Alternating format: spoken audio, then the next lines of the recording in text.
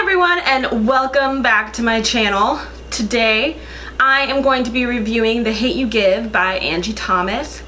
It is a widely popular book. It's been hitting the top of the charts now for a while, and for a good reason too. I absolutely loved this book and I can't wait to tell you about it. So, The Hate U Give. Also, if you look at the cover, which I have here, because I actually read the book on my Kindle, I didn't get the paperback version. So, if you look at the cover, you can see The Hate U Give spells out thug.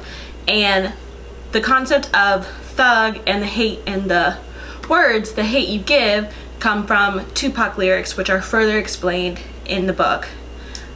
So, basically, The Hate U Give deals with a lot of things that are happening currently, current events, things that are happening in the news, and it all deals with our main character, Star, who was at a party one night. She's at a party in her neighborhood, which is predominantly black neighborhood, typically perceived as ghetto or, run down, basically not the upper elite of society or whatever, but she's at a party one night when all of a sudden violence erupts and there's gunshots, and next thing she knows, her and her friend Khalil are out of the party and in his car, and they're driving away to get away from any violence whatsoever. Now, Star and Khalil have been friends since they were babies.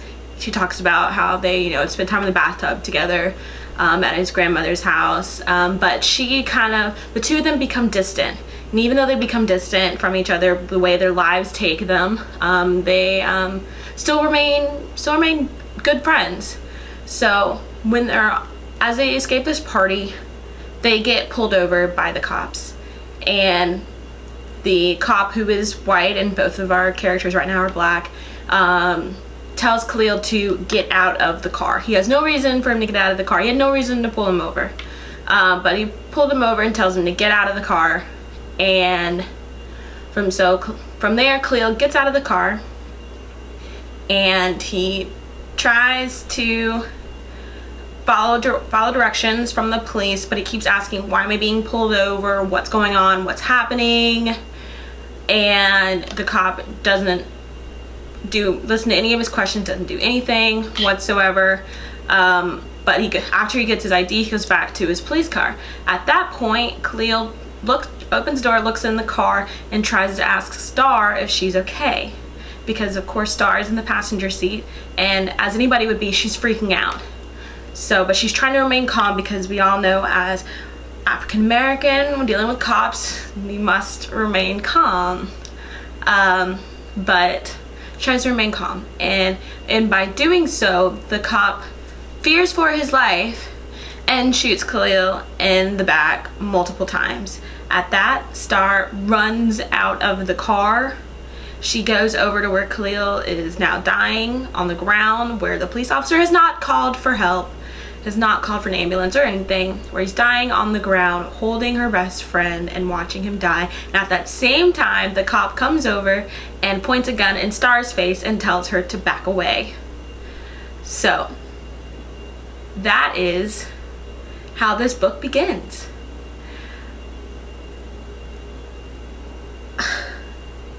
I literally had to put down this book. Like, I had to read a chapter and put it down, and read a chapter and put it down for a while, just because my emotions were in such turmoil. It didn't help that I was reading this, the day after the Flano Castile officer verdict came, which we all know what happened with that. And so my emotions were everywhere, and I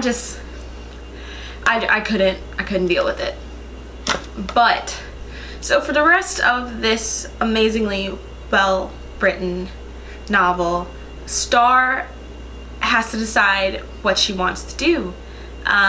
Does she want to go after the cop? Does she not want to go after the cop? I mean, she has every right not to want to, because dangerous things come of that, especially when you're going towards the police force. So she has every reason to try and stay away from it, but through the support of her family, she is encouraged to take the necessary steps by going to the police and giving her testimony of what happened. But by doing so, sorry, some of these are starting to become spoilery, So if you haven't read it, then I would stop watching this video now and come back again after you've read it. But by doing so, she finds out that the police aren't trying to figure out who killed Khalil. They're trying to figure out, was Khalil a gangbanger? Was he selling drugs? Was he doing things that he shouldn't have done that justified his death?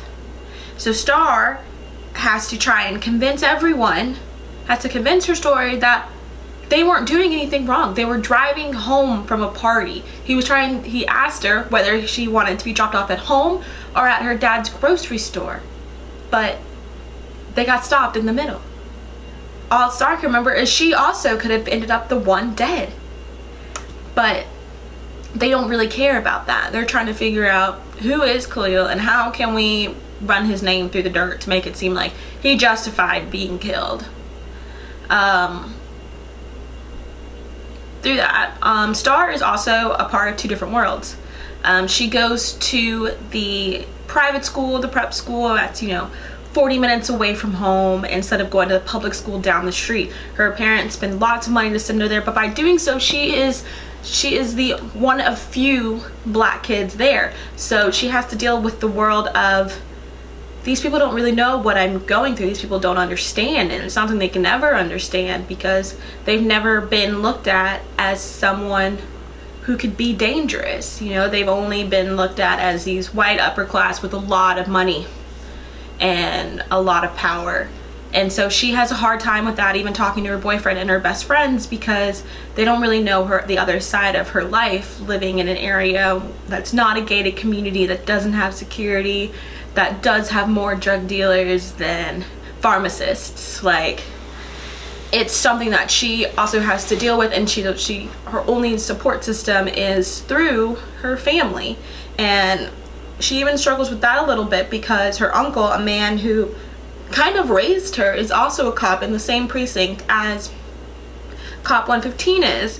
And so she has to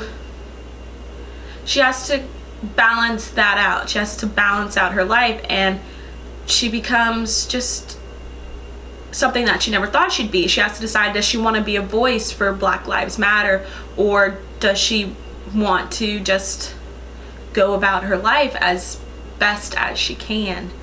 And so, she has a lot of decisions, and it's definitely a rough path to go with, because the people who should be on your side, the police force, the lawyers, all that stuff, they're not on her side as an African American female from the neighborhood that she's from. Not even from the neighborhood that she's from basically just being an African American female. The police force is not on her side whatsoever.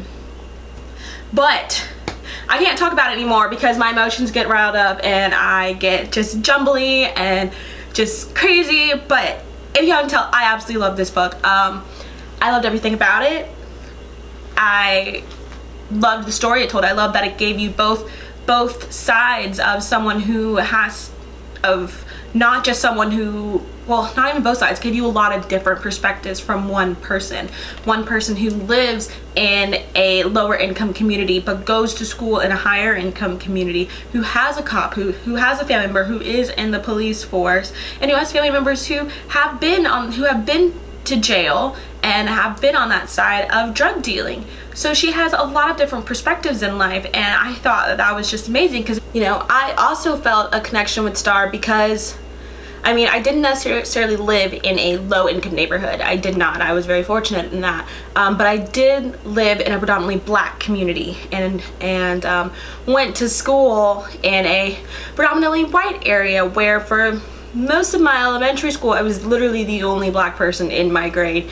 And then as started going up, more and more black people came into my class and in my grade. And so I understood and I understand Star's apprehension to trying to get them to understand what's going on, because it's not something that they can understand. I understood, when she talked about having sleepovers when she was younger, most of the time parents at my school didn't want them coming down to where I lived, no matter if it was in an upper middle class area just filled with black people. They didn't want their children being around that many black people. I don't know if they knew that unknowingly or knowingly or what, you know, no one ever specifically said something to me, but you did always feel some type of way when you, being the only black person, weren't having the same connections, friendships as the other people in your class. Lucky for me, I found a great friend group outside of school where people were open and tolerant and loved me and loved my family for who I am, and I still love them 15 years later. And we're white, Greek, Puerto Rican, and Peruvian, and just filled with color, and I love that, but that's a wholly different topic. Also, I connected with Star because she's in an interracial relationship, and I'm in an interracial relationship. You know, I love my boyfriend. I love him like crazy. I know, don't tell him though. Shh, don't tell him. He already knows, but don't tell him. Don't get his head blown up. But having conversations about Black Lives Matter and about the African American community, and just hearing another young child being shot down in the street over nothing, or seeing police brutality in any way, form, or another, those conversations are hard, and we have to have them because he didn't grow up the same way I did. You know, as everyone says, there's certain talks that you have with your children at certain ages about certain things, and a lot of those talks were not the same growing up. Just those pure you know, when the police are around, don't do anything sudden, don't do anything crazy. You know, as a black woman, I don't know how many times I got asked, do I have kids? Do I have kids? No, I don't have children. Or how many times I got asked when I was going to college, was I going on scholarship? Was I going on athletic scholarship? And I don't know if people realize that those questions are ignorant. I'm not gonna necessarily say racist, I'm gonna say ignorant.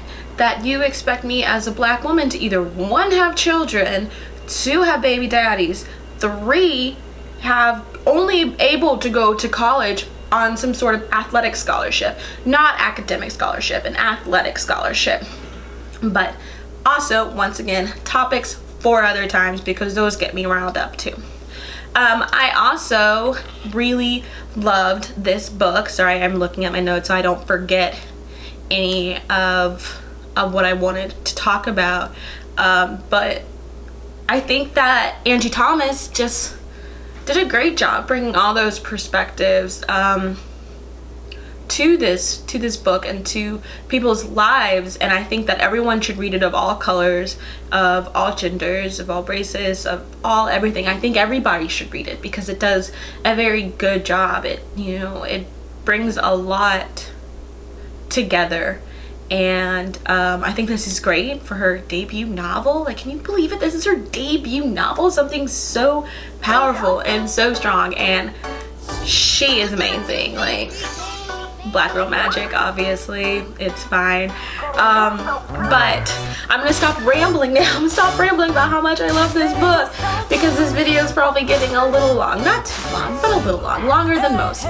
But anyway, please subscribe to my channel. Click the red button down below.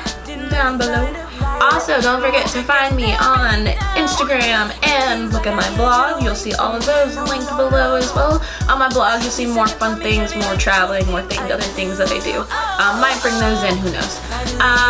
But please let me know what you thought about this book. Let me know if you've had any experiences that you want to talk about, that you want to discuss. I want to hear what you thought. I want to see what you thought. Please, let's talk, let's chat, let's discuss. Anyway, until next time, keep turning the pages.